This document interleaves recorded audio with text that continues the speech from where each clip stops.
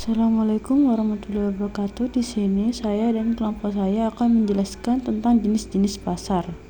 Berikut adalah nama anggota dari kelompok saya. Sebelum kita menjelaskan jenis-jenis pasar, kita harus tahu dulu apa itu pasar. Pasar adalah suatu mekanisme yang menghubungkan penjual dan pembeli untuk melakukan transaksi ekonomi, dan yang pastinya saling menguntungkan antara pembeli dan penjual. Jenis-jenis pasar berdasarkan jenis barangnya. 1. Pasar homogen. Apakah itu pasar homogen? Pasar homogen adalah pasar yang menjual satu jenis barang saja. Contohnya pasar burung. Dan pasar beras yang hanya menjual produk beras. Masing-masing pasar ini hanya menjual satu jenis barang saja, tidak berbeda-beda. Yang kedua ada pasar heterogen. Kalian tahu pasar heterogen itu apa? Pasar heterogen adalah pasar yang menjual berbagai jenis barang. Contohnya adalah pasar swalayan. Jenis-jenis pasar berdasarkan luas dan ruang lingkupnya. Nomor 1. Pasar setempat atau lokal. Pasar yang berada di suatu wilayah tertentu dan pedagang atau pembeli di pasar itu merupakan warga di wilayah tersebut. Pasar lokal merujuk pada tempat transaksi jual beli produk asli dari suatu daerah. Di pasar ini, berbagai jenis barang lokal dengan tempat produksinya berada di wilayah yang sama dan dapat ditemukan. Nomor 2. Pasar daerah. Pasar ini sebenarnya mirip dengan pasar setempat, namun ruang lingkupnya sedikit lebih besar. Pasar daerah cenderung melingkup wilayah kabupaten, kota, dan provinsi. Pasar yang membeli dan menjual produk dalam satu kota tempat produk itu dihasilkan. Bisa juga dikatakan pasar lokal melayani permintaan dan penawaran satu kota. Jadi, antara pasar lokal dan pasar daerah itu hampir sama. Nomor 3. Pasar nasional. Pasar nasional tentu memiliki ruang lingkup yang lebih besar lagi. Pasar nasional lebih besar daripada pasar daerah ataupun pasar lokal. Pasar nasional adalah pasar yang meliputi wilayah suatu negara. Pasar yang membeli dan menjual produk di dalam satu negara tempat produk tersebut dihasilkan. Pasar ini melayani permintaan dan penawaran dari dalam negeri.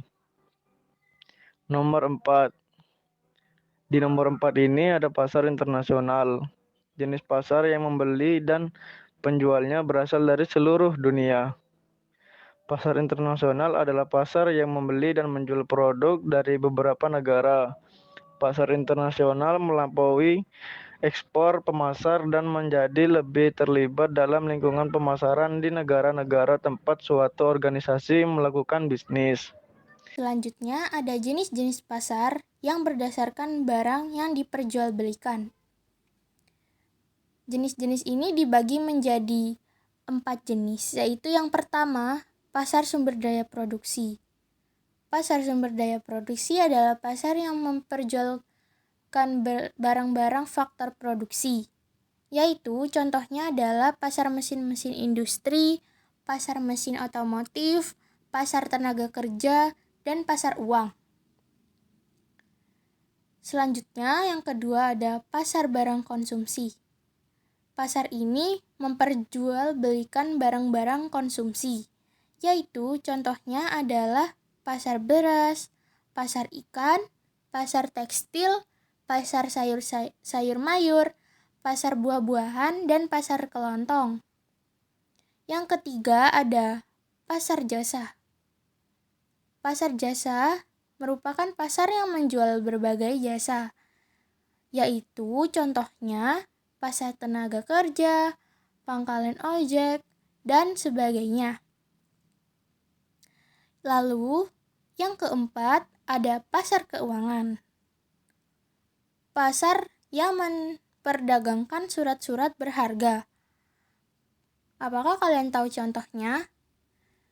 Ya, contohnya itu seperti pasar saham, pasar obligasi, pasar berjangka, pasar pinjaman antar bank, pasar derivatif, pasar komoditas, dan pasar valuta asing.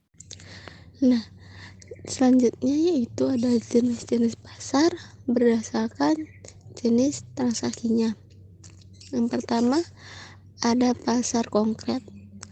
Pasar konkret adalah pasar yang penjual dan pembelinya bertemu langsung.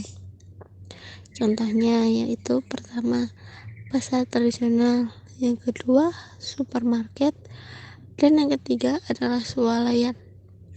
Nah, selanjutnya kedua pasar abstrak. Nah, pasar abstrak ini adalah pasar yang penjual dan pembelinya tidak bertemu langsung, tetapi tetap bisa melakukan transaksi. Contohnya pasar valuta asing dan pasar saham.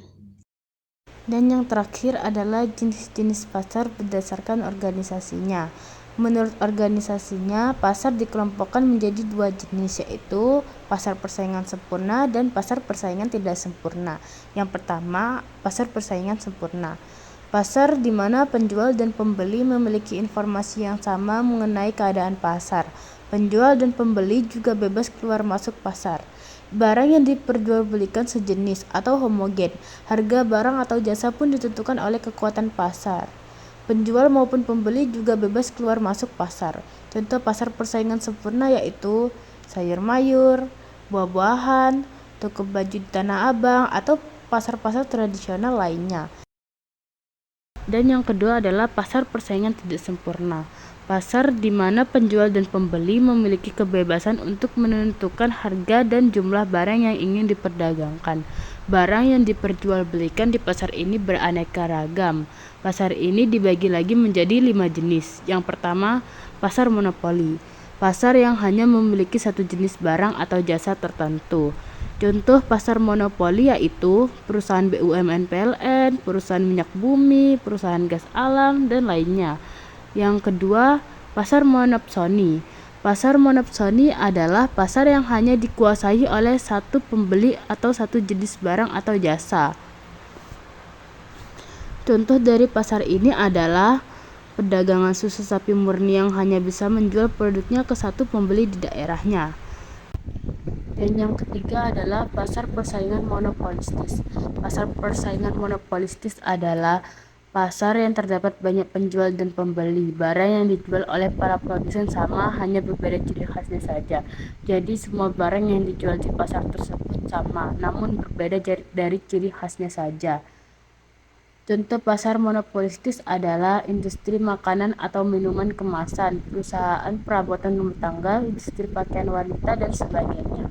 Dan yang keempat adalah pasar oligopoli. Pasar oligopoli adalah pasar yang memiliki jumlah produsen lebih sedikit dibandingkan konsumennya. Produk yang dijual biasanya bersifat homogen. Contoh dari pasar oligopoli adalah perusahaan rokok, perusahaan kendaraan bermotor, perusahaan handphone, dan lain sebagainya. Kelima dan terakhir, pasar oligopsoni. Sebaliknya dari pasar oligopoli, pasar oligopsoni adalah pasar yang memiliki banyak penjual dan hanya memiliki beberapa pembeli. Contoh pasar oligopsoni misalnya perusahaan tembakau di sentra tembakau di Pulau Jawa. Kesimpulan dari materi yang sudah kami jelaskan tadi adalah pasar merupakan mekanisme yang menghubungkan penjual dan pembeli untuk melakukan transaksi ekonomi.